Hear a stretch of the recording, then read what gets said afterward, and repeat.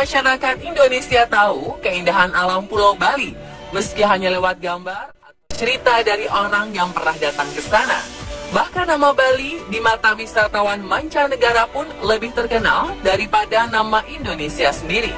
Hal ini wajar terjadi karena Pulau Dewata memang memiliki berbagai keindahan alam yang berpadu harmonis dengan budaya lokal yang ada.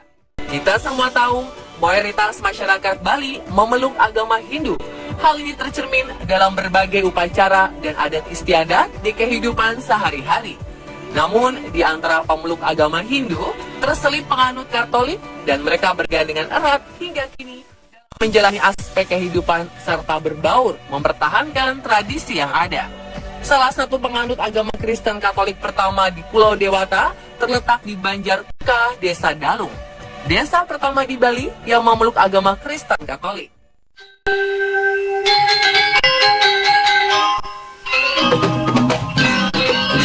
Jika kita datang ke Banjar Tuka, sekilas tidak ada yang berbeda dengan desa-desa Bali pada umumnya.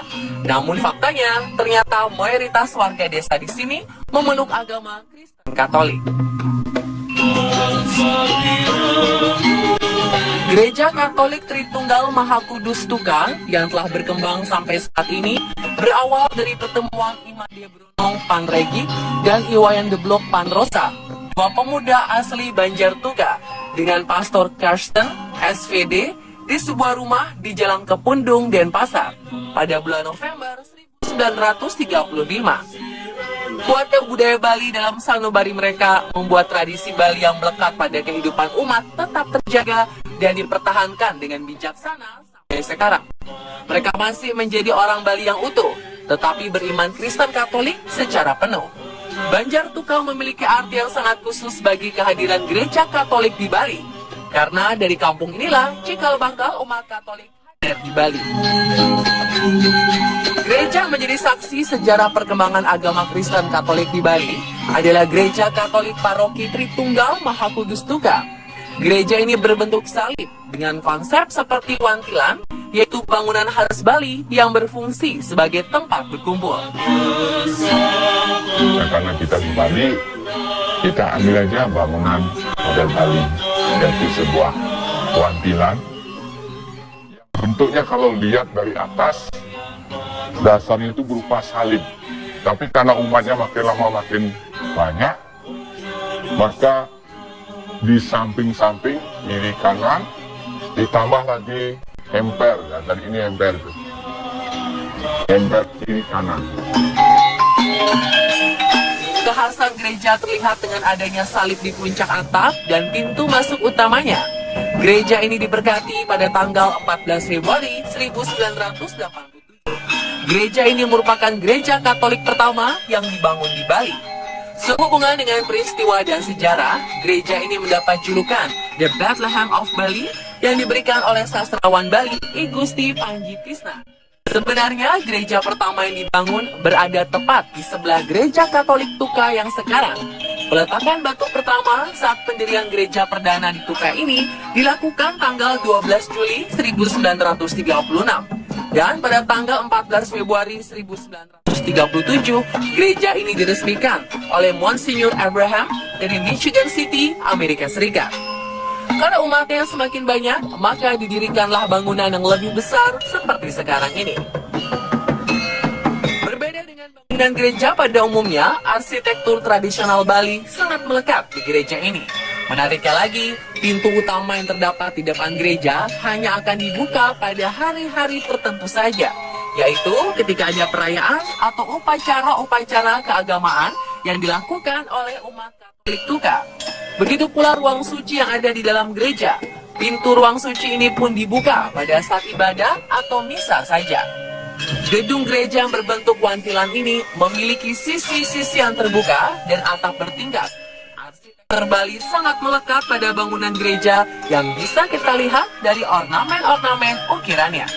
Uniknya lagi, setiap ada upacara keagamaan di gereja Katolik Tuka ini selalu dimeriahkan dengan hiasan-hiasan dan persembahan yang indah khas orang Bali sebagai wujud ungkapan syukur.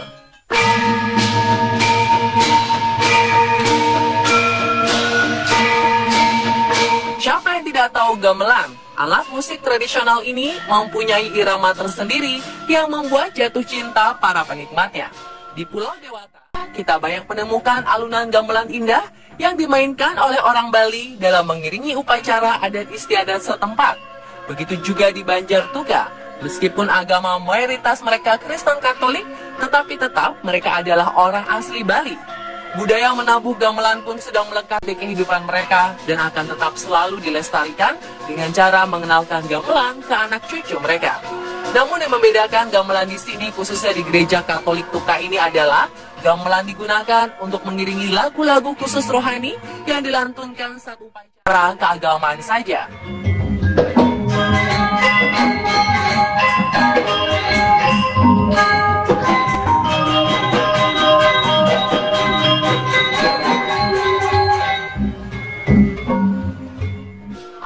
Gamelan pun tetap mempertahankan nuansa Bali yang khas di setiap irama. Uniknya lagi, penabuh gamelan yang biasa mengiringi kegiatan upacara di gereja tidak selalu semua orang yang beragama Kristen Katolik. Namun, ada juga warga yang beragama Hindu turut serta menabuh gamelan. Hal ini menunjukkan adanya toleransi beragama dan juga menjadi ajang solidaritas antar umat beragama di desa ini. Selain budaya menabuh gamelan, ada juga sanggar tari yang dibentuk untuk melestarikan seni tari di Banjartuka ini. Yang membedakan di sini adalah tarian-tariannya hanya dipentaskan di acara keagamaan Gereja Katolik Tuka. Salah satunya adalah tari Sekarwangi yang hanya dibawakan pada saat upacara besar saja, dan tarian ini hanya ada di Banjartuka.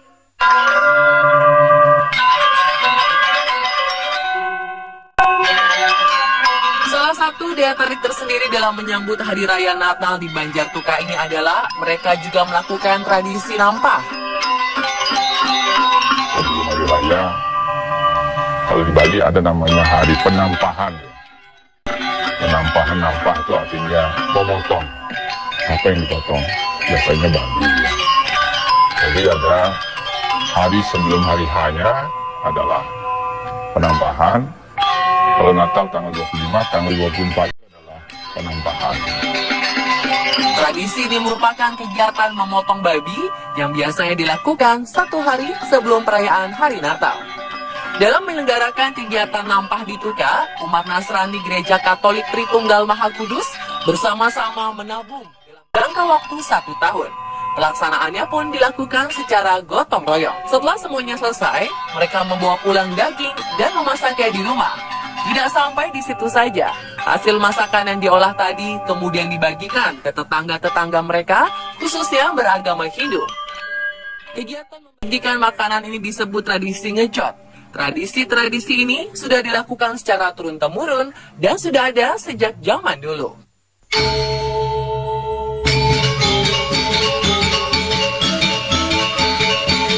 Jika kita datang ke Pulau Bali, pasti banyak melihat penjor di tepi jalan atau dipasang di depan pura-pura pada saat upacara. Penjor sangat identik dengan kehidupan Bali dan selalu menjadi ikon yang tidak bisa lepas di setiap upacara adat istiadat keagamaan masyarakatnya. Misalnya Hari Raya Galungan dan Kuningan, umat Hindu di Bali akan memasang penjor di depan rumahnya masing-masing. Demikian halnya di Banjartuka ini, meskipun mayoritas penduduknya beragama Katolik, ternyata mereka juga memasang pepenjoran di rumah masing-masing ketika menyambut Hari Natal. Yang membedakan pepenjoran di sini dengan penjor di Bali pada umumnya adalah tanpa adanya sanggah atau tempat sesaji yang biasanya diletakkan di bagian bawah penjor. Kemudian uniknya lagi, pada saat perayaan Natal, mayoritas umat Nasrani di Tuka tetap menggunakan pakaian adat khas masyarakat Bali saat melaksanakan upacara. Ini menandakan toleransi antar agama yang telah terjalin lama di Pulau Bali.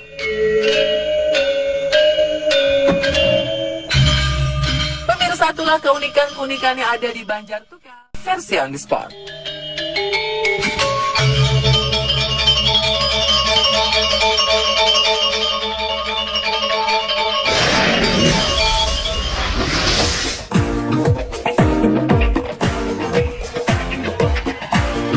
Ternyata di dunia ini ada pulau yang bentuknya menyerupai hati atau love.